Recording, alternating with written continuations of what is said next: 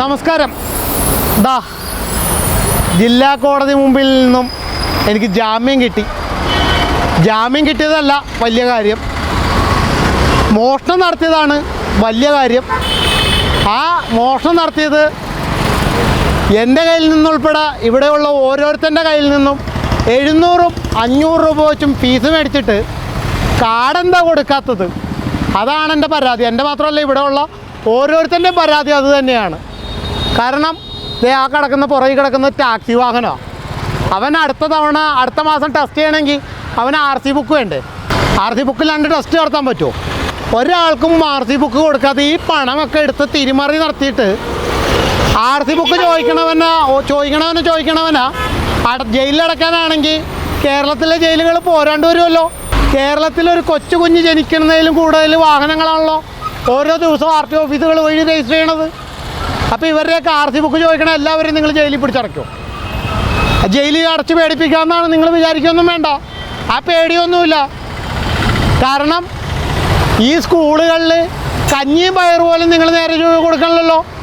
നിങ്ങൾ ജയിലിൽ 3 നേരം പ്രതികൾക്ക് മറ്റേ പൊറോട്ടയും ബീഫും മട്ടനും ചിക്കനൊക്കെ കൊടുക്കുന്നില്ലേ? എൻ്റെ പേര് കൊടുത്തത് സൂപ്രണ്ടൊന്നും അല്ലല്ലോ.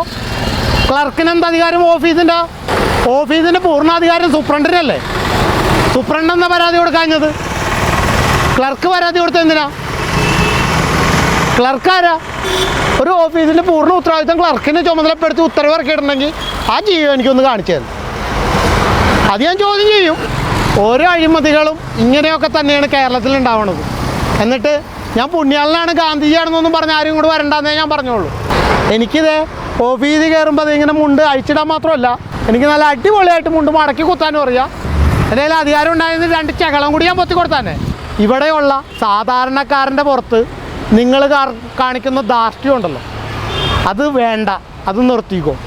കാരണം നിങ്ങൾക്ക് 353 പറഞ്ഞൊരു വകുപ്പുണ്ടെന്നും പറഞ്ഞുകൊണ്ട് ചോദിക്കണവനെ എല്ലാത്തിൻ്റെയും പുറത്തോട്ട് കയറാമെന്നൊന്നും ആരും വിചാരിക്കൊന്നും വേണ്ട.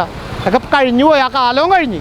ഇന്ത്യൻ ഭരണഘടനയിൽ എഴുതി വച്ചിരിക്കുന്ന എൻ്റെ ഫണ്ടമെൻ്റൽ റൈറ്റും അതുപോലെ തന്നെ ജുഡീഷ്യറികളോടും ഭരണവ്യവസ്ഥിതികളോടും എനിക്കുള്ള വിശ്വാസവും എനിക്ക് നഷ്ടപ്പെടാത്തിടത്തോളം കാലം ഞാൻ ഈ പറയുന്ന അഴിമതികൾ ഓരോന്നായിട്ട് ഞാൻ ചോദ്യം ചെയ്യും. കാരണം ഇന്ന് എന്നെ അറസ്റ്റ് ചെയ്തു, നാളെ ഇവിടെ ഓരോരുത്തരെ അറസ്റ്റ് ചെയ്യില്ലേ? ഇതേ പ്രവൃത്തി പറഞ്ഞുകൊണ്ട് എല്ലാവരെയും അറസ്റ്റ് ചെയ്ത് നാളെ നീക്കില്ലേ? അപ്പോൾ അത് കോടതിക്ക് ഉത്തമ ബോധ്യമുള്ളത് കൊണ്ടാണ് എനിക്ക് കൃത്യമായിട്ട് ജാമ്യം തന്നത്. ആ ജാമ്യവ്യവസ്ഥ ഞാൻ കൃത്യമായിട്ട് അംഗീകരിക്കുകയും ചെയ്യും. പക്ഷേ ആ ജാമ്യവ്യവസ്ഥ മാത്രമേ ഞാൻ അംഗീകരിക്കൂ.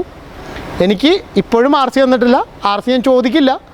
എനിക്ക് കോടതി ഞാൻ അപേക്ഷ കൊടുക്കും, കോടതി ഒരു തീരുമാനം എടുക്കട്ടെ. എന്തായാലും വരും ദിവസങ്ങളിൽ എഴുത്തുകുത്തുകളും ബാക്കി ഓരോ കാര്യങ്ങളും യഥാസമയം ഞാൻ നിങ്ങളെ അറിയിക്കും എന്ന് പറഞ്ഞുകൊണ്ട് നിർത്തുന്നു. നന്ദി, നമസ്കാരം.